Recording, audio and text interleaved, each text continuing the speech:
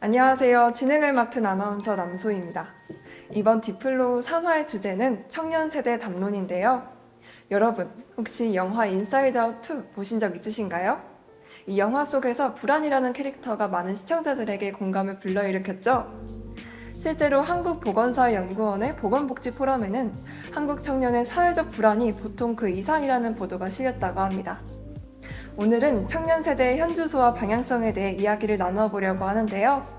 이번 3화 함께 해주실 다르마 칼리지 임윤서 교수님을 모셨습니다. 반갑습니다. 네, 반갑습니다. 교수님 먼저 여기 카메라 보시고 간단한 자기소개 부탁드립니다. 네, 반갑습니다. 저는 다르마 칼리지 소속의 임윤서 교수라고 합니다. 나이에 맞지 않게 여전히 호기심도 많고, 그리고 새롭게 알고 싶은 것도 많고, 까칠하지만 예민하지만 사회와 시대에 대해서 민감하려고 노력하는 시민입니다. 반갑습니다. 와, 네 교수님 정말 반갑습니다. 네, 현재 맡고 계시는 강의에 대해서도 간단하게 설명 부탁드립니다. 네, 단일한 교과가 아니라 굉장히 과목이 다양해요. 그래서 네. 자기개발 분야에서는 커리어 디자인, 진로와 관련되어진 커리어 디자인을 필수 과목이죠. 하고 있고요. 그리고 일반 교양에서는 이제 공감의 리더십, 그리고 창의적 기획과 문제 해결, 요걸 하고 있고, 융복합 과목이 하나 있는데, 요거는 제가 상당히 이제 그 애착을 많이 모든 과목이 다 그렇지만, AI 시대의 인간관계와 감정 탐구라는 수업이 있어요. 네. 그 수업을 굉장히 열심히 지금 하고 있습니다. 네, 교수님 답변 들어보니까 정말 흥미로운 내용이 많은데 네. 이 과목 공감의 리더십이라는 과목에 대해서도 질문을 드리고 싶어요. 네네. 이 과목에서는 들으면 공감이라는 키워드를 강조하시는 것 같아요. 네. 인간 관계에 있어서 공감은 어떤 역할을 한다고 생각하시나요? 우리 아나운서님도 이미 파악하셨겠지만 공감이라고 하는 게 인간관계에는 기본적인 접촉제이자 윤활유의 뿌리이죠.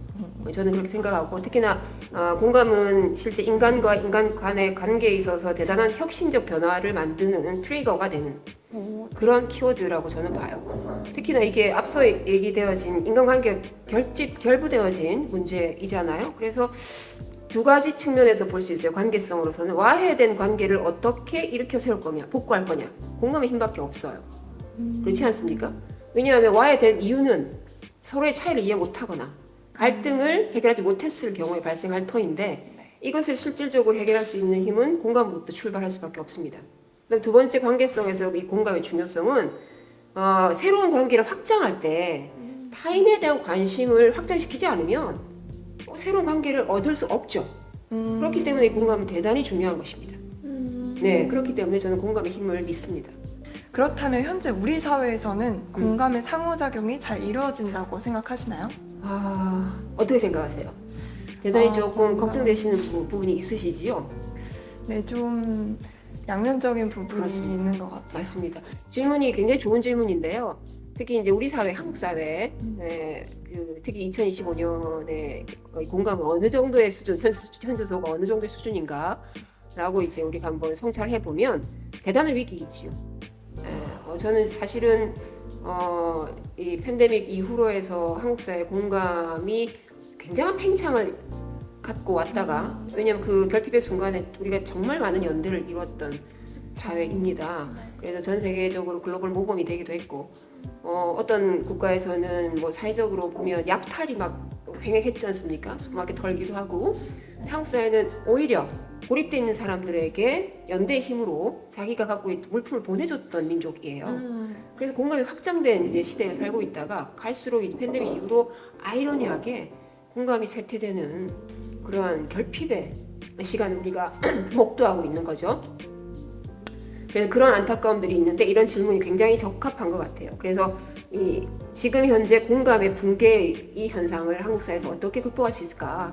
그러면서 이제 관계성에서 볼 때 그리고 AI가 주는 위기 그리고 리더십의 부재 이 세 가지로 인해서 공감의 상호작용이 대단히 결핍되었다라고 저는 평가합니다.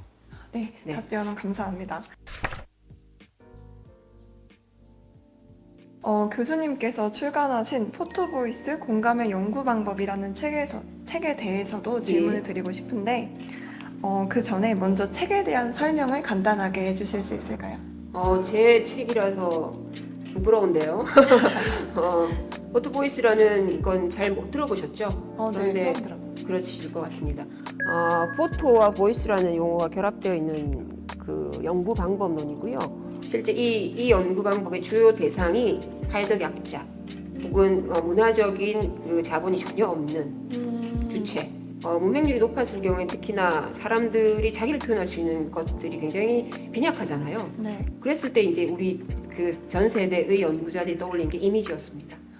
네, 그래서 이미지가 자기 뇌 속에 있으므로 그것을 투영한다라면, 그것을 투영한 사진을 통해서 자기 이야기를 할 수 있다라면, 네, 구술은 가능하니까 한번 시도해보자.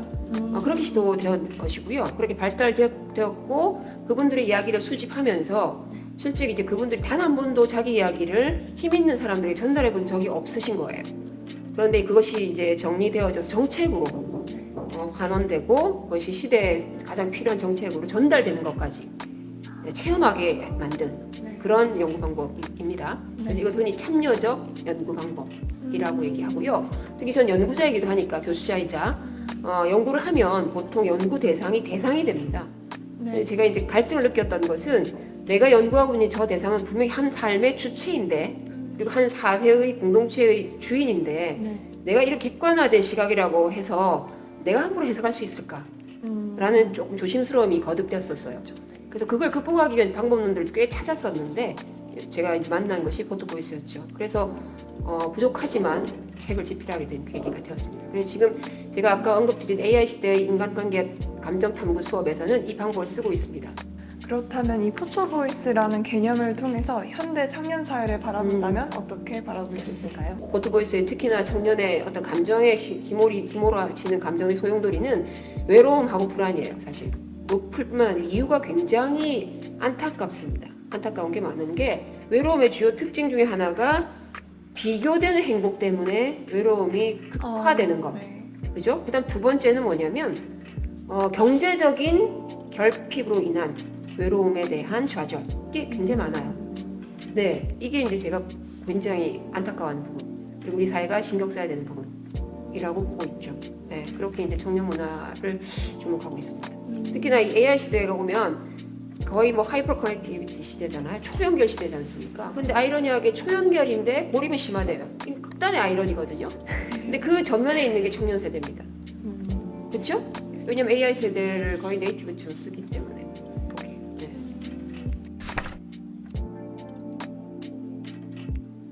교수님께서 아까 답변 중에 청년 세대는 불안과 외로움을 느끼는 세대라고 말씀해 주셨는데 유독 한국 사회에서 이 청년 불안이 정말 높은 것 같아요. 네. 그럼 이러한 현상이 나타나는 원인에 대해서는 어떻게 생각하시나요? 한국 사회가 갖고 있는 고유한 이 교육적인 경쟁은 우리가 외면할 수 없죠, 여전히. 그렇죠. 특히 요즘에 문화적 트렌드도 보시면 그 대치동에서 의대반이 7세, 6세 아이들부터 시작된다. 네. 선행학습이. 이런 기사가 자연스럽게 나오지 않습니까? 이거는 거의 그 경쟁 심화가 땅을 파고 들어가는 거거든요, 지금. 예. 우리가 빠르게 결정을 보는 사회지 않습니까? 그렇죠? 예, 그렇기 때문에 이 빠르게 결정을 보는 이 문화적인 형태가 우리의 장점이지만 자기의 삶에 있어서도 빠른 승부를 보고 싶어 해요. 실제로. 그래서 경쟁적 자극이 더 심합니다. 그런데 불안은 사실은 청년 세대에 고유한 건 아니지요. 아시다시피 모든 전 세대가 불안을 함께하면서 삶을 마감합니다. 그런데 이제 청년 세대가 왜 불안에 특히나 주목해야 하냐면 세대적 특징 때문입니다. 청소년부터 시작된 청년 그리고 청년으로부터 성인 모새끼로 나아간다는 요 세대적 트렌드를 보면 가장 먼저 하는 질문이 뭐냐면 나 누구지? 이 질문을 청소년 때부터 시작합니다. 나 누구야? 그리고 그 답을 언제쯤부터 내려야 된다, 결정 내려야 된다 생각하냐면 질문은 청소년기에 시작되었는데 그 답은 청년기에 1차 완성이 돼요. 그렇게 하라고 요구하죠. 그래서 정체성의 확립과 이 완성에 대해서 굉장히 기민해질 수밖에 없는 것이고 이 시기에 자기 안전망이 구축되지 않으면 뒤처질 거라는 불안이 가장 큽니다. 한국 사회에서는 특히 청년 세대가. 그리고 이 뒤처진다는 심리적 불안은 뭐냐면 이륙의 실패에 대한 불안이에요. 이륙 실패. 그리고 청년 세대 실업. 그렇죠? 그리고 한국 사회 경제 붕괴 결합해서 이러한 이륙 실패에 대한 어떤 불안이 심화되고 있죠. 근데 아시다시피 인사이드 아웃 2 보셨겠지만 불안이라고 하는 캐릭터가 그 인사이드 아웃 2에 전면 등장한 이유는 성장기의 핵심이기 때문이에요. 특히나 불확실성이라고 하는 것과 같이 가거든요. 불안이. 네. 그걸 잘 보셔야 해요. 이 불확실성은 다시 말해서 불안이 이퀄이 아니고요. 불안은 잠재의 영역인 거예요. 결정되지 않았기 때문에 불안한 겁니다. 모호하기 때문에 인내해야 되는 거거든요. 그래야만 얻어지는 결실이 불안이 만들어내는 것이 결과예요. 그래서 불안에 대해서 패러다임 시프트가 좀 필요합니다. 불안해서 더 움직이고 불안해서 창의적 활동을 또 하면 이게 또 긍정적인 당연합니다. 작용을 당연합니다. 네, 오늘 내용 정말 흥미로운데요. 네, 제가 흥미로운 사람입니다. 네, 감사합니다. 교수님, 그러면 청년들에게는 어떤 관계 형성 방법이 필요하다고 생각하시나요? 네, 그 느슨한 연대가 발달되어 있습니다. 어떤 부분에서는 이러한 약한 유대의 관계를 걱정도 합니다. 왜? 친밀함을 잘 구축하지 못하기 때문에. 그리고 지나칠 정도로 빨리 관계를 리셋해버리기 때문에.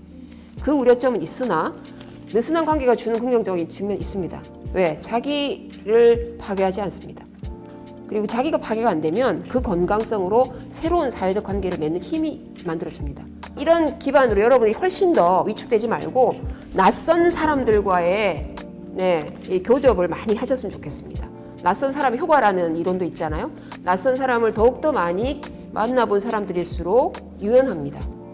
오케이? 네, 그런 관점에서 저는 오늘날 이 언론과 미디어가 가두어둔 이 프레임에 갇힌 청년 세대의 그 논리를 저는 배격하고 싶습니다. 대단히 긍정적으로 우리 사회의 청년 문화들을 보고 있습니다. 네, 저도 현대 사회를 살아가는 청년 중 한 명으로서 매우 의미 있었던 시간이었던 것 같습니다. 오늘 3화 함께 해주신 임윤서 교수님 다시 한번 감사드리고 이번 디플로 3화 이상으로 마치도록 하겠습니다. 감사합니다. 네, 감사합니다. 그래서 그 장점을 가진 우리 이 동국대 학생들이 이 공감이라고 하는 의미 있는 무기를 가슴에 심고 우리 사회에서 빛나는 활동을 해줬으면 좋겠다 이런 생각을 가지고 있습니다.